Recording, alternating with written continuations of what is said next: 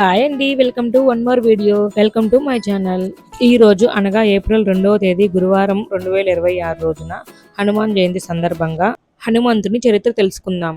హనుమాన్ జయంతి అనేది జరుపుకుంటారు.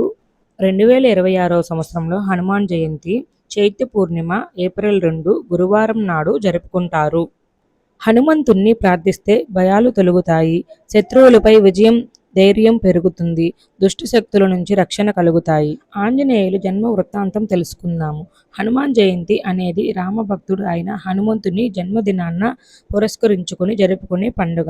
భారతదేశంలో ప్రాంతాన్ని బట్టి క్యాలెండర్ను అనుసరించి ఈ పండుగను రెండు వేరు సమయాల్లో జరుపుకుంటారు. ఉత్తర భారతదేశంలో మహారాష్ట్ర మొదలైన ప్రాంతాలలో చైత్య పూర్ణిమ నాడు జరుపుకుంటారు. తెలంగాణ, ఆంధ్రప్రదేశ్ సహా దక్షిణ భారతదేశంలో వైశాఖ బహుళ దశమి లేదా కార్తీక కృష్ణ చతుర్దశి రోజున జరుపుకుంటారు. 12వ తేదీ 5వ నెల 2026. హనుమంతుని జన్మ నేపథ్యం. హనుమంతుని జన్మ వెనుకాల శివుని అంశ ఉంది. విష్ణుమూర్తి రామునిగా అవతరించి రావణాసుని సంహరించడానికి నిర్ణయించుకున్నప్పుడు ఆ కార్యాన్ని సుసాధ్యం చేయడానికి సహాయం చేయడం కోసం శివుడు కూడా వారణ రూపంలో జన్మించాలని సంకల్పించుకున్నారు. తండ్రి కేసరి, తల్లి అంజనాదేవి గురించి తెలుసుకుందాం. హనుమంతుడు తండ్రి కేసరి ఒక శక్తివంతమైన వానర నాయకుడు.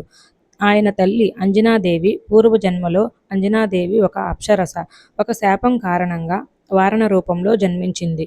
శివుని భర్తగా పొందడానికి తపస్సు చేసిన ఆమె చివరికి తన తపస్సు ఫలంగా శివుని అంశంతో ఒక పుత్రుడిని పొందుతుందని వరం పొందింది.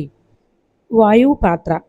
పౌరాణిక కథల ప్రకారం ఒకసారి అంజనాదేవి తపస్సులో నిమగ్నమై ఉన్నప్పుడు వాయుదేవుడు అంటే పవనదేవుడు పరమేశ్వరి తేజస్సును తీసుకొచ్చి ఆమె గర్భంలో ప్రవేశపెట్టాడు.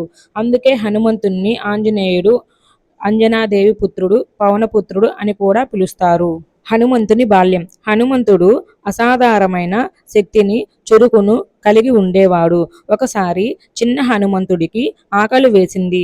ఆకాశంలో అరుణారాణంగా ప్రకాశిస్తున్న సూర్యుని చూసి అది తినడానికి అనువైన పండు అనుకున్నాడు.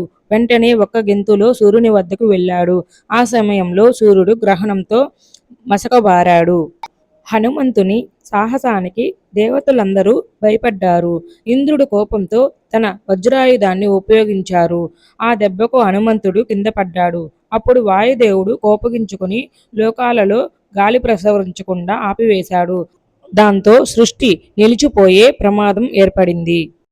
దేవతలందరూ వాయుదేవుణ్ణి శాంతపరిచి హనుమంతునికి శాశ్వతమైన వరాలను ఇచ్చారు. ఇంద్రుడు హనుమంతునికి శరీరం కఠినంగా వజ్రంలా మెరిసే వరాన్ని ఇస్తాడు.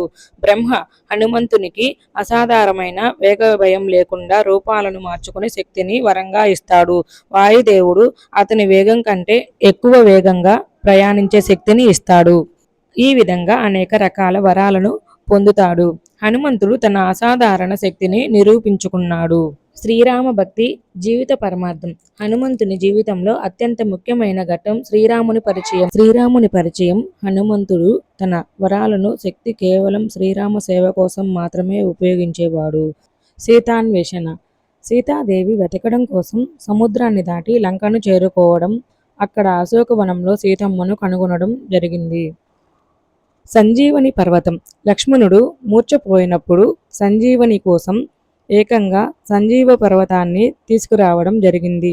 రావణ సంహారం. రామునికి యుద్ధంలో అడుగు అడుగున సహాయం చేయడం జరిగింది. హనుమంతుడు కేవలం బలవంతుడే కాదు, నవ వ్యాకరణ పండితుడైన అపారమైన జ్ఞానం కలిగిన వాడు.